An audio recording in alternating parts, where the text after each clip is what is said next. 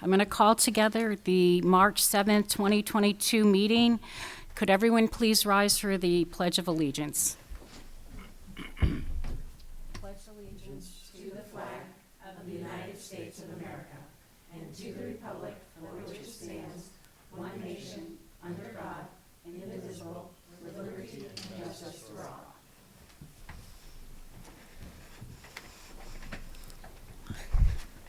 Getting feedback. Do we need to mute Yes. that?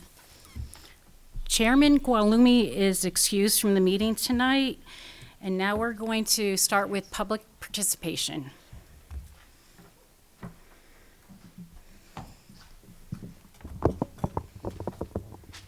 Hi, good evening. Heather Robitaille. Oh, okay, exciting. 45 Springfield Circle, Merrimack. I've just gone. All right. I just wanted to take a moment tonight to recognize Mrs. Jen Sayward, the amazing PE teacher at Thornton's Ferry School, for all the creativity and thought and engagement that she puts into her PE classes. My daughter was raving about them, and especially the Winter Olympics theme that they just completed, to the point where she was actually very disappointed. We had a snow day Friday because she wanted her third day of PE. I will say I never got to do anything like curling or skeleton or bobsledding in my PE classes, but she's learned a lot about the Olympics as well as been able to participate in some unique physical activities as well. So well done to her. Thank you. Shannon? There are two emails. So the first is from Dan Ricker, who's the director of MYA basketball. Hello, my name is Dan, director of MYA basketball. Recently, it has come to my attention that the basketball courts on O'Gara Drive fall under the Merrimack School District property. With a lack of outdoor basketball facilities in the area, I would like to open discussions on how MYA basketball and the school district can improve this court. Please let me know next steps to begin this process. Thanks, Dan Ricker. Second is from Sheena DeBork. And Belmont Drive. Good evening. As the CDC eliminated the mandate that masks be worn on school buses effective effective February 25th, children are no longer required to wear masks. As the CDC states, this is in line with the updated guidance that no longer recommends universal indoor masking. So unless a school district requires masks on school buses, children no longer need to wear a mask unless they would like to do so. Bill has communicated that he is going to recommend to the board that masks remain optional, but from what the CDC has stated, they are already optional unless the board decides to continue to force a medical device on our children while riding the school bus to school, where they are no longer forced to wear a medical device. Thank you. Thank you, Shannon. Okay. Any more public participation? Okay. Recognitions. We do not have any, excuse me, we do not have any recognitions this evening. Okay. Okay. Informational updates. Well, we welcome everyone back from what I hope was an enjoyable late February, early March vacation. We are in the last really 3 to 4 months of the school year. It's amazing how quickly it is proceeding along, and just want to take the opportunity once again to thank everyone, our staff, our students, and our families for really cooperating, working hard to support our students and our staff, keeping the schools open, keeping kids in school, keeping teachers in classrooms. It's a very special town, and everyone has done a very an amazing effort in making sure that children are educated in person. And so I commend again everyone, students, staff, and the community, and parents. Want to read something from Adam Carragher at the middle school, that there are several middle school students who will be participating in the Winnie Dip in Lake Winnipesaukee. That's coming up on Monday. They'll be doing it after school on Monday, March 14th, and they are brave souls. As you know, the Winnie Dip is a sort of a collaboration between law enforcement and the New Hampshire Special Olympics. And the students have already raised at the middle school $664, and that is moving upwards. So we congratulate the 3 students who will be taking the dip. They're braver than I am. Also, from the high school, I want to congratulate the fact that we have a team that is reaching the finals of the FinLit 300 competition. This is a financial literacy competition that takes place. They are among about 6 different finalists in the state. It's Concord High School, Merrimack High School, Moulton Borough Academy, Newfound Region High School, Raymond High School, and Winnacunnet High School. And the team is composed of Zane Clark, who is the team captain, Rita Agrawal, Steve Perez, and Lucas Alguer. I hope I pronounced that name correctly, along with the coach, Carolyn Masterson, and Tammy LeBreau is the assistant coach. We congratulate them because they are in a very, very important position right now to win the championship. They will be actually transported to the Grappone Center, or Grappone Center, excuse me if I didn't pronounce that correctly. Each team will be transported via limousine, which is very special. And so hopefully we'll be able to participate, or we'll be able to attend that. It's taking place on March 30th. And I will send you more information about that. But we wish Zane, Rita, Steve, and Lucas, and Carolyn and Tammy, as the 2 coaches, the very best of luck. And it's very exciting that they are participating and have reached this point. And I wanted to keep it relatively brief tonight because we have another meeting tomorrow night. And that is it for my update. Thank you. Assistant Superintendent for Curriculum Update. Thank you very much. I also want to give a shout out to our educators and hope that they had a relaxing vacation, well deserved. They've worked very hard over the last 2 years, and kudos to all our students and our parents.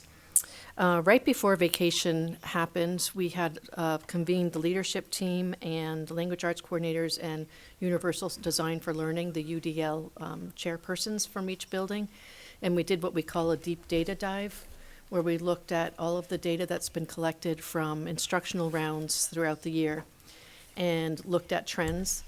And then we compared those trends to the same data dive we did in 2019. So that was really a very fruitful activity. We spent about 3 hours in this activity and was very informative, and just one of the many pieces of data that we collect to determine how our students are doing and how our teachers are doing. This evening, originally on the agenda was the high school presenting their vision of the graduate for via the NEASC process. They have completed that vision statement. However, due to an illness, they're not able to be here, so we'll look forward to them presenting along with myself at the next school board meeting. And that NEASC process is going along quite nicely. Thank you. Thank you. The Assistant Superintendent for Business Update. Thank you. I just want to remind everybody out there that tomorrow night is the deliberative session at James Mastercola Upper Elementary School at 7 p.m. in the APR. When you go in there, notice the new gym floor, notice the new pad with the JMU's logo on it, and notice the absence and replacement of the bleachers, compliments of the trustee of trust funds. We appreciate their efforts in making this reformation and kind of redesign of the APR possible. And come out, looking forward to seeing you, and hopefully I won't have much to say, and the night will be a good night, and everything will go well. We appreciate your input, and come on out and let us hear your voices. Thank you. Okay, school board update. Anyone? Okay. I would just say the filing period's over, so anyone can check the school district website to see who's running for school offices. Student representative update. For high school parents, especially the juniors and seniors, there's a ton of prom information that is going out in homeroom on Wednesday of this week. And that's my update. Okay. And now, old business. Yes, I wanted to have placed on the record our position on school transportation and masking. CDC has recently come out with a revised guidance with respect to wearing masks on school buses and vans, and indicated that it is no longer mandatory. It's interesting because there have been somewhat conflicting pieces of information. As late as February 24th, the New Hampshire Department of Health and Human Services, in their Health Alert number 57, indicated that face masks continue to be required under federal regulations on school buses and vans. That is no longer the case. Okay, that was changed on or about February 25th. I wanted to hear from the commissioner today. There was a conversation with the commissioner at noontime. He confirmed that they are no longer required. One of the reasons I wanted to bring it up here tonight is because in the guidance from the CDC, one of the qualifying caveats is that, and I'm quoting from them, school systems at their discretion may choose to require that people wear masks on buses and vans. And my recommendation is that we take a position to be consistent so I can change our current policy, which has us being optional in terms of masking for students, for staff, for visitors and volunteers, and that we revise the policy to incorporate now that mask wearing on buses will be optional also, giving students and families the freedom of choice to either not wear a mask or wear a mask if they feel more comfortable. Comments from the board? Shannon? I would just say that it's probably a comment. It's hard to put whether it's old or new business because masks are so old.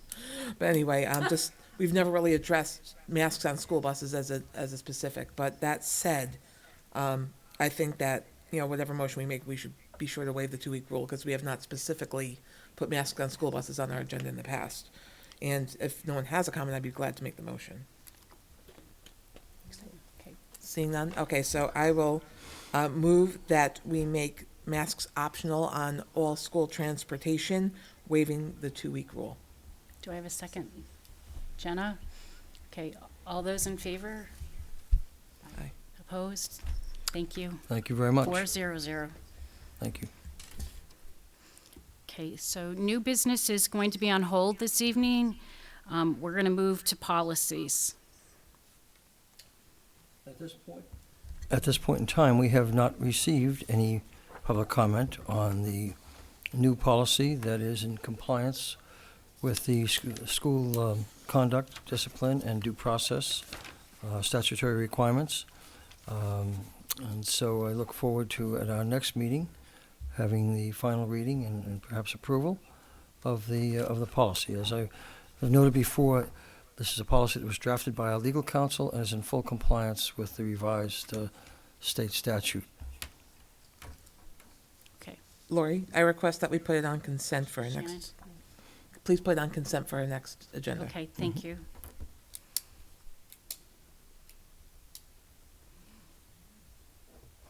Okay, so now we're at approval of the minutes.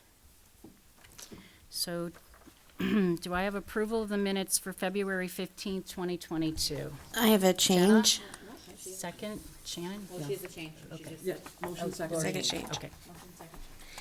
Okay. Just a spelling on page 3. Ms. Kathy Komar, that's spelled with a K for Kathy. Thank you. Anything else?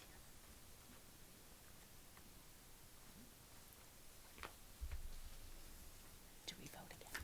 Okay, so could we now take the vote? All in favor? Okay. All those in favor? Yep. Aye. Shannon, Lori, all in favor? Aye. Shannon, Lori, all in favor? 400. Perfect. And I move that we. So now we're looking No, wait, at the. no, we're not. Now I move to accept the February 21st, 2022 non-public Yes. minutes as presented. Okay. So non-public. Jenna? Second, yeah. Yep. Shannon? Yep. Okay. And with no comments to that because they're non-public. All those in favor? All those in favor? Aye. Aye. Abstain, 1. So 301. 400. No, 301. Oh, 01. 301. 301. Oh, yeah. Okay. Consent agenda. Kim? Well, if you don't mind, I would like to, since we have no nominations, I'd like to take a minute just to recognize 3 outstanding administrators who we are losing at the end of this school year. These are people who have provided many years of outstanding service, dedication, loyalty to the Merrimack School District, have helped shape the nature of the district. And I always look at great people as being important threads in a wonderful tapestry that is known as the Merrimack School District. And normally we don't say much in the consent agenda, but I hope you'll allow me to just recognize Pete Bergeron, Marsh Mcgill, and Kim Yarlott. Pete began in Merrimack in 2001. He was an assistant principal at the James Master Middle School at the time, and then transitioned to the assistant principal at the Merrimack Middle School. He began at the high school in 2005 as assistant principal, interim athletic director. He helped author the athletic and coaches handbooks. Peter has been a steady, professional, reliable, dedicated administrator for many, many years. Prior to coming to Merrimack, he served as a PE and health teacher in various locations, football and track coach and athletic director. He's worked in Massachusetts and Maine, Connecticut, New York, and fortunately here in Merrimack. He is a real gentleman. Students have great respect for him, and the staff does also. And we will miss him greatly, and we wish him a very, very happy, healthy retirement. Marsh Mcgill has been in education now for 47 years, 36 of which have been in the Merrimack School District. Marsha began as a special education teacher in Pennsylvania, then moved to Maine with her husband and became a special education teacher in Maine. She was an assistant principal and principal in the Bedford, New Hampshire School District.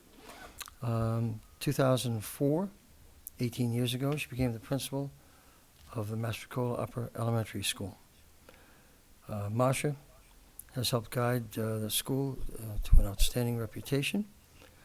She has been very much involved in curriculum development in physical education and health, in safety, in social studies, and math. She served on the Health Care Cost Containment Committee, Professional Development Committee, EPEC Development Committee, Standards-Based Report Card, which is always a challenge to every school district, Essential Learning Competencies, and an assessment calendar. Not too many people have a career that spans 47 years, 36 of which are in one school district. And Merrimack has been shaped wonderfully by her leadership, particularly in helping students transition from the lower elementary level through the upper elementary into the middle school and then beyond to high school. And so congratulations to Marsha. We also wish her a very happy, healthy retirement. And last, and certainly not least, is one of my central office partners. And very much regret that we're losing Kim. You know, I've only been here about 7 months now, but I've learned very quickly Kim's value to this school district. She is absolutely superb in every respect. She's been in Merrimack for 17 years. She was an assistant principal beginning in 2005 at Reed's Ferry, and then became the principal in 2009. She was very instrumental in leading collaborative assessment projects and writing and formative assessment initiatives. She was instrumental in identifying essential standards in both math and English language arts. She always, and I can see this in the work she does in the central office, always has high expectations for students and staff and our colleagues in the central office. She established the Responsive Classroom program, one of the first social-emotional programs at Reed's Ferry. Very instrumental in bringing new playground equipment in collaboration with parent and staff. She's initiated many professional development programs. In 2017, very proudly, she was New Hampshire Principal of the Year. an absolutely incredible honor. And she's chaired the full-day kindergarten task committee. Now, since she became assistant superintendent, she has been on roller skates in the central office and throughout the school system. She has put together programs, professional development programs on the Universal Design for Learning. Understanding by Design, UBD. She has established a wonderful working relationship with Jay McTighe. And Jay McTighe and Grant Wiggins are the two gurus in the nation on understanding by design, the backward planning process in terms of curriculum planning and development and delivery. She's been instrumental in the integration of Canvas, the learning management system, and has provided extraordinarily strong support in terms of social emotional learning initiatives in the school system. She has aligned Canvas in a K-12 perspective. She is chairing the visioning task force. As I said, has worked very closely. We had an outstanding session with Jay McTighe. It was about 3 to 5 o'clock in the afternoon. It was a Friday afternoon a couple of weeks ago. I think most of us would have stayed until 7 o'clock at night. It was so engaging. And she has been absolutely instrumental and critical in curriculum revision and curriculum development and renewal using EduPlanet contractor who was working closely with Kim and our team in terms of rewriting the curriculum. Kim will be moving on to the Concord Public Schools in a similar role. And I know she has deep roots there. I know she loves working here. We love working with her. So can't thank her enough for everything she has contributed. I've got a wonderful friend, I think, for life now, that I've only known for 7 months, but that's the impact that Kim has on people. She lets them know that she's with them, that she wants to cross the finish line at the same time as they do, not pulling them forward, but leading them forward. And so, Kim, I want to wish you great success, because I know you've got many years to go yet. Right? Great success in Concord. They're great gain and our great loss. And so thank you for everything. We all agree. Yeah. Mm-hmm. Okay. So the approval of the revised drug-free workplace, drug-free schools policy, GBEC. Matt, is it you? No, you have, We have to vote on consent. so what we're gonna do is just list off the consent and just vote. Oh, we didn't Yeah. take a vote. I'm No. sorry. We didn't take a vote. Sorry. Thank you. That's right. Okay, so we're because we didn't want to take a vote, Shannon. No, right? If we don't Avoidance. vote, they don't go. It's not how it works. Okay. I'll make a motion that So we the- accept the Okay. consent agenda. Second, All right, so Shannon and Jenna. Lori and those- Jenna. And Lori and Jen. all those in favor? Aye. Aye. With regret? Can we say with regret? Okay.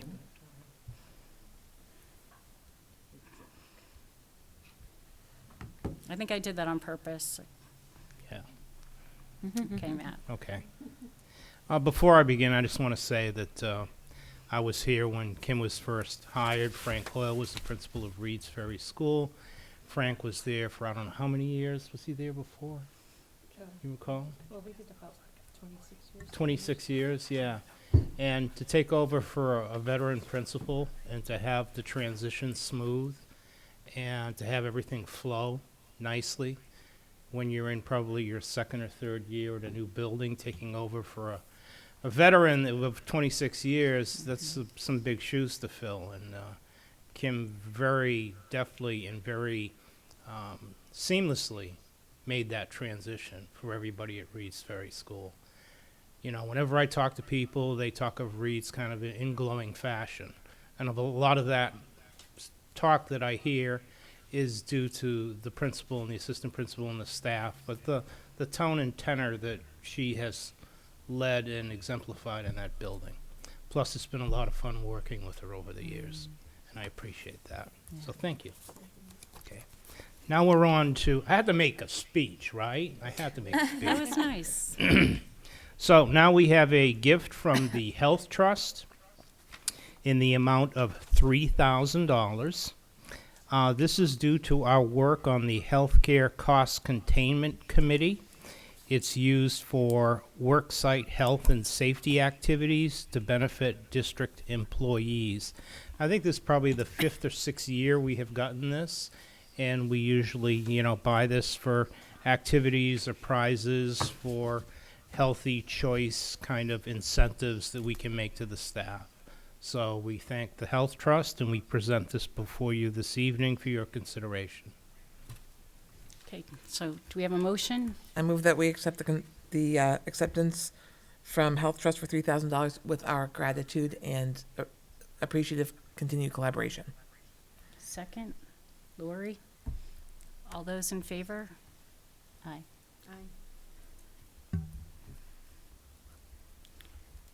Okay, moving on to other committee reports. Shannon? No. Jenna? No. Lori? No. Lori? No. Why we? Correspondence. This is going to make history. I think this meeting's going to make history. I do. Matt, write this down, because someone has to remember this. I come home this early, my wife's going to be a little bit suspicious. You really had a meeting last night? Public participation. Oh, can I say comments? We have comments, still have one as well. So I was going to wait till now to say my piece about our wonderful retirees. So I'll start with you, Kim. When Sawyer started kindergarten, you were the principal at Reed's Ferry, and the good news is I didn't get to know you all that well because I didn't have any issues really. But I do have my one memory of Reed's Ferry was when I was going to pull him out of school for a month to go to China. And I remember you called and you said, "Hey, can we sit down and talk?" And I thought, uh-oh, we're in trouble.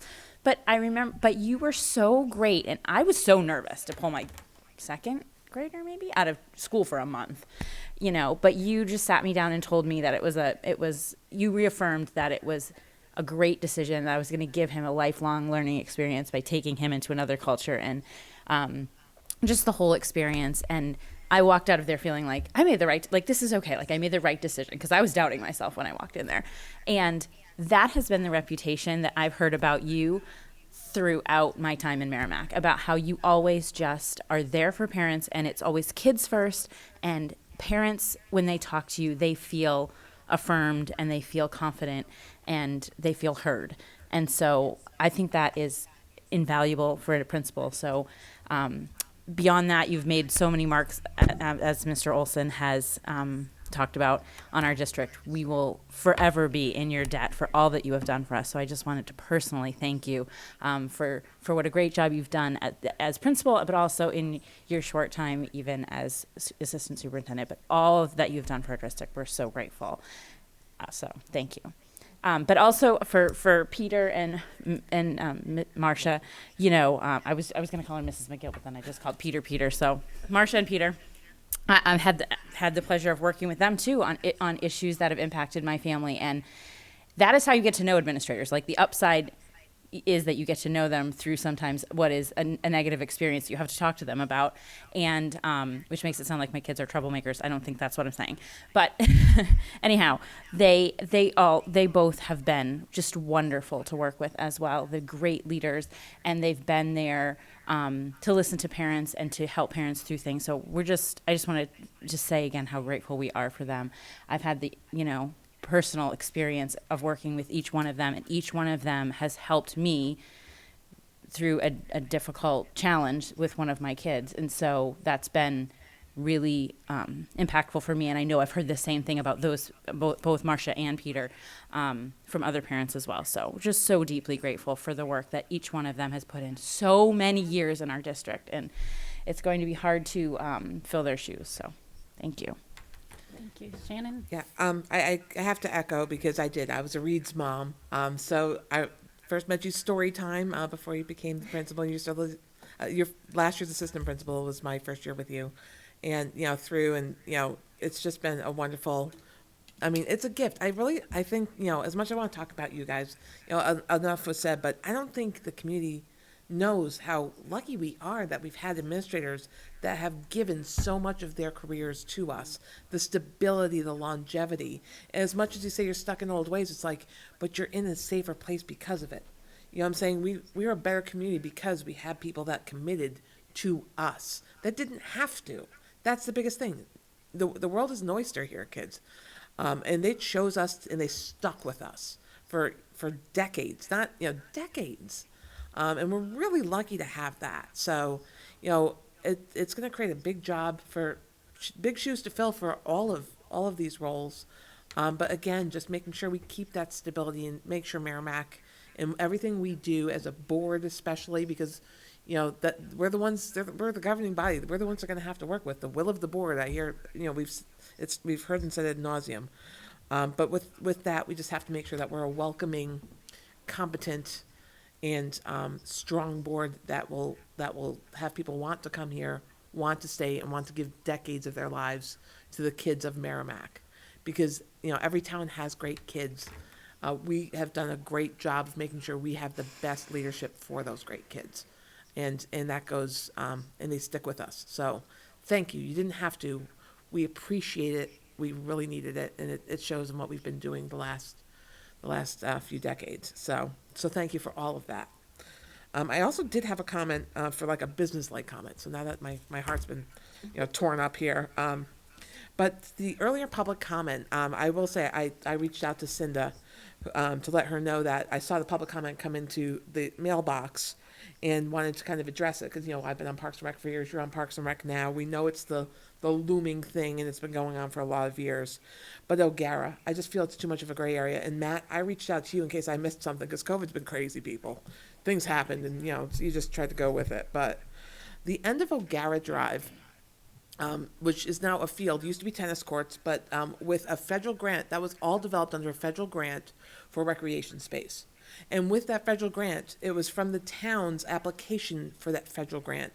And the town has been managing the recreation space at the end of O'Gara Drive, which currently is comprised of a green field, a basketball court, and a skate park. And with that, I think that this gray area, this public comment we got is a little, and I did go back to Dan, so from MYA, so he knows I've given him documentation. This is not our stewardship at this time. So for us to maintain a facility, we actually have no oversight on right now. Do we own the land? Sure, that's what the tax records say. It's absolutely correct. But we don't manage the land. And that's an important thing. Long term, that might not be the best situation to have the town manage it, but we, well, it won't be me anymore soon, but the school board and the town council and the management of those, the management in place, leadership in place for those bodies, the town manager, and our administrators need to come together and come up with a plan or an expectation, because the skate park, I know, is used. I know the basketball courts would be used if they were maintained better, probably more than they are now, and they're still being used, but they're not in great shape.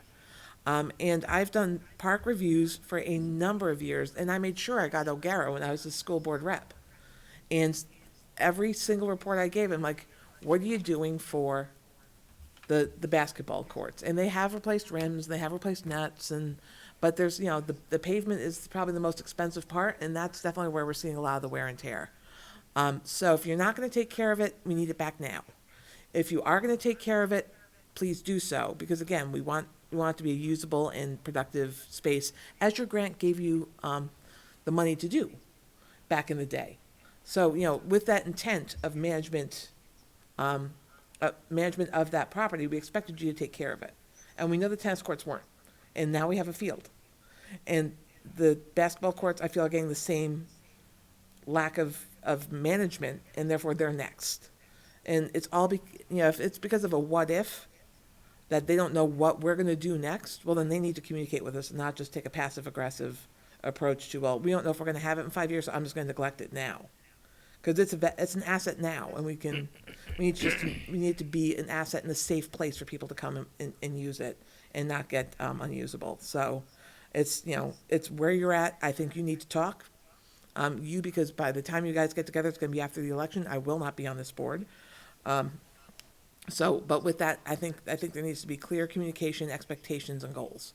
And the same for the skate park. Long term, I know that, they are exploring other locations. What are the right locations? I think they already started looking, but, have you found your spot? What are you gonna do now? And I think we need to, give them some time so there's continuity in resources. But if we keep taking this wait and see approach as far as I'm calling it a game of chicken. Who's going to bring up the unpleasant topic first? We need to do it now because we're doing studies for what's best for our campus, which includes, O'Gara Drive around the fishbowl and even up toward, the upper elementary.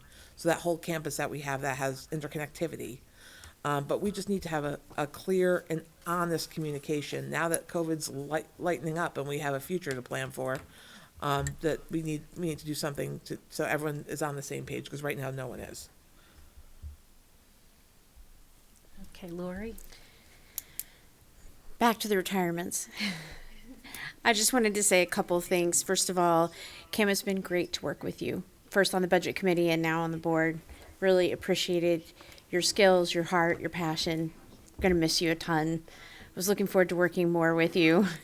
So sad to see you go. Really appreciate all that you've done. And for Mr. Bergeron and Ms. McGill, their faithfulness, their commitment to the district, you don't see that. People don't stay. People leave. And to see that consistent faithfulness and service is something to be honored, something to be grateful for, something to emulate. And so I appreciate them.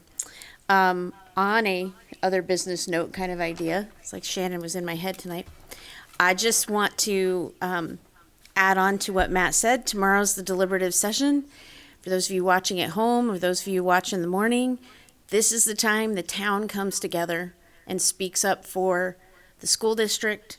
We come together. It's a very unusual thing. Having lived in a number of different states, it's quite a privilege as a member of Merrimack to come to that deliberative session and to discuss the future of our district. So I want to re-invite everyone again to come tomorrow night, 7 o'clock at JMU's. Okay. And I just have a few words to say first to Marsh Mcgill. Her long-term commitment, her leadership to our school district, her big smile, and then a million hugs for all the hugs and love that she gave our kids through the years. And then Peter Bergeron, I think the foundation of any relationship ever is trust. And Peter Bergeron certainly has built many, many trusting relationships in this, town. When people talk about Peter Bergeron, they always say things like, my son or daughter would not have made it through high school if it wasn't for Peter Bergeron. Or Peter Bergeron went to every single hockey game, and even when they lost every single game, he always had a smile on his face, and he always told the kids what great athletes they were. And he was just such an amazing role model for my children, but also as a leader in our school district. He's done amazing things. And finally, Kim. So Kim's exceptional in every way, and before I ever knew her, everyone talked about Reed's Ferry principal and what she did at that school. She's got exceptional skills, organizational skills. She works tirelessly and really, like, this position, like, the school board throws the kitchen sink at you, and she's like caught every single dish and comes back with a smile. And so I know she's going to do really well in Concord, and we're going to really miss her. Thank you. Okay. There are no emails for public comment at this point. Okay. So, anyone? Okay, so do I have a motion to adjourn? Yep, you got it. Shannon, Jenna? Okay, thank you, everyone. We'll see you tomorrow night. All in favor? We're in favor. 4-0. Thanks. Good night.